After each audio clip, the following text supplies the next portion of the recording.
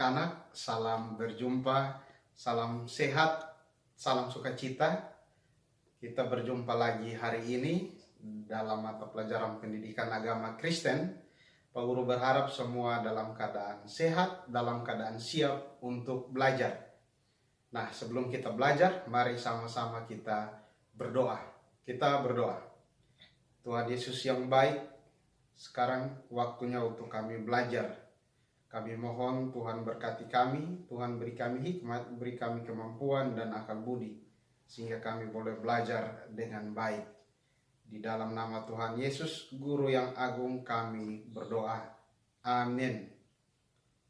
Nah, anak-anak, pertemuan kita minggu ini kita akan membahas materi dengan judul Baptisan sebagai tanda menjadi milik Kristus. Saya ulangi, baptisan sebagai tanda menjadi milik Kristus. Ada beberapa ayat Alkitab yang menjadi dasar pembelajaran kita hari ini, yaitu Matius 28 ayat 19 sampai 20, kemudian Roma 6 ayat 1 sampai 6, Kisah Para Rasul 19 ayat 4, dan Matius 19 ayat 14. Itu adalah dasar ayat Alkitab yang mendasari materi kita hari ini. Nah, tujuan pembelajaran kita hari ini adalah yang pertama, setelah kita belajar ini, anak-anak dapat memahami arti baptisan bagi orang Kristen. Yang kedua, setelah kita belajar, anak-anak mampu atau dapat mengerti tentang jenis-jenis baptisan. Yang ketiga atau yang terakhir adalah setelah pembelajaran ini, anak-anak mampu untuk menjelaskan makna baptisan bagi orang Kristen.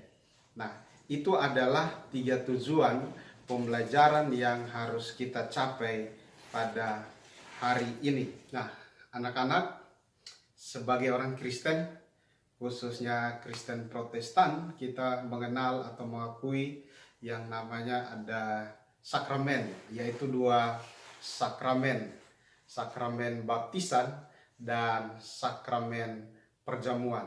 Sakramen baptisan kudus dan sakramen perjamuan kudus. Nah, sakramen itu berarti adalah tanda khusus yang dipakai oleh Allah untuk menyatakan kehendak Allah. Nah, hari ini kita membahas tentang sakramen baptisan kudus. Sebelum Tuhan Yesus naik ke surga, Ia meninggalkan pesan yang sangat penting yang seringkali kita sebut sebagai amanat agung Tuhan Yesus yang terdapat di dalam Matius 28 ayat 19 sampai 20 yang bunyinya sekurang-kurangnya seperti ini. Pergilah dan ajarlah mereka dan baptislah mereka dalam nama Bapa, Anak, dan Roh Kudus. Sekurang-kurangnya seperti itu. Nanti anak-anak baca yang lebih jelas di rumah. Perintah itu, salah satu perintah adalah membaptis. Jadi dapat kita simpulkan bahwa baptisan bukan adalah kemauan dari gereja, baptisan bukan adalah kemauan dari manusia, tetapi baptisan adalah perintah dari Tuhan Yesus sendiri. Nah, anak-anak, kalau kita melihat kembali ke dalam Alkitab, kita melihat kembali ke dalam Perjanjian Lama dan Perjanjian Baru. Di dalam baptisan ditulis dalam bahasa Yunani yang dalam kata baptiso. Baptiso artinya menyelamkan atau mencelupkan. Sedangkan di dalam Perjanjian Lama yang ditulis dalam bahasa Ibrani itu tefilah, yaitu pembersihan atau penyucian. Nah, asal kata di dalam Perjanjian Lama dan Perjanjian Baru dari kata baptisan itu menjelaskan kepada kita bahwa baptisan itu medianya adalah air. Medianya adalah air. Tidak penting cara baptisannya seperti apa, tetapi esensi maknanya yang dicapai, yang diutamakan. Jadi di dalam kehidupan orang Kristen ada berbagai macam jenis-jenis atau cara-cara membaptis, yaitu dengan cara menyelam, cara mencelupkan, atau dengan cara percik. Dengan media yang digunakan adalah air. Ada yang selam di kolam, ada yang selam di sungai. Nah, mungkin anak-anak sebagian sudah dibaptis dan sebagian belum dibaptis. Karena anak-anak di antara kita dengan berbagai denominasi, kita menganut berbagai macam jenis baptisan. Ada yang menganut baptisan orang dewasa, ada yang menganut baptisan anak-anak. Nah, baptisan orang dewasa seperti yang dilakukan oleh Yohanes pada zamannya dan seperti yang dikatakan oleh Rasul Paulus, bahwa baptisan salah satunya adalah baptisan pertobatan. Di saat orang menyatakan dirinya bertobat, menyatakan dirinya mengakui bahwa Yesus Kristus adalah juru selamat, ia memberi dirinya untuk dibaptis. Dan itu adalah baptisan pertobatan. Nah, ada pula baptisan yang dilakukan dalam masa anak-anak. Nah, baptisan anak-anak ini dilakukan dengan pertanggungjawaban dari orang tua atau pengakuan iman dari orang tua yang mengaku bahwa akan membimbing dan membesarkan anaknya di dalam iman Kristen. Itu dasar Alkitabnya ada di dalam Lukas 18 ayat 16 dan Matius 19 ayat 14. Itu adalah baptisan untuk anak-anak. Sedangkan baptisan orang dewasa juga dilakukan oleh denominasi atau sesama gereja Kristen Protestan. Jadi ada baptisan dewasa, ada baptisan anak-anak. Nah, yang menganut baptisan anak-anak didasarkan pada pengakuan iman daripada orang tua, maka anak-anak akan dibimbing lebih terus, lebih dalam di dalam Tuhan Yesus Kristus. Dan ketika mencapai usia dewasa, anak-anak akan sendiri mengaku iman percayanya kepada Tuhan di dalam satu prosesi yang disebut dengan sidi. Nah, di sanalah anak-anak akan dinyatakan dewasa secara iman.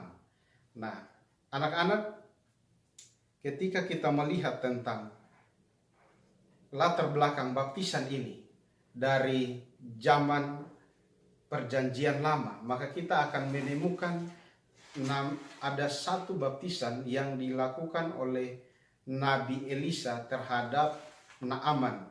Nah, Naaman ini adalah seorang perwira. Baptisan ini disebut sebagai baptisan pembasuhan. Nah, anak-anak, itu adalah jenis-jenis baptisan yang kita pahami, kita tahu, yang dapat kita lihat di dalam ayat-ayat Alkitab. Nah, yang menjadi pertanyaan adalah apakah baptisan ini menjadi jaminan untuk orang Kristen itu selamat? Bagi orang Kristen, keselamatan itu hanya anugerah Allah. Keselamatan itu diberikan Allah secara cuma-cuma. Baptisan ini kita lakukan, kita terima, kita lakukan sebagai respon kita terhadap apa yang sudah dilakukan oleh Tuhan Yesus terhadap kita.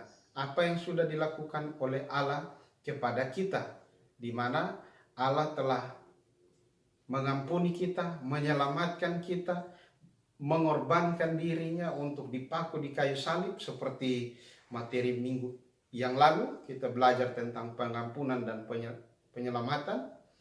Maka dari peristiwa itu kita memberi diri kita untuk dibaptis bukan karena untuk selamat, tetapi untuk merespon anugerah Allah, anugerah keselamatan yang telah diberikan kepada kita, yang telah Allah lakukan bagi kita sebagai orang percaya di dalam diri Yesus Kristus. Nah, anak-anak, itulah penjelasan materi kita hari ini, dan berikut adalah rangkuman dari penjelasan materi kita hari ini.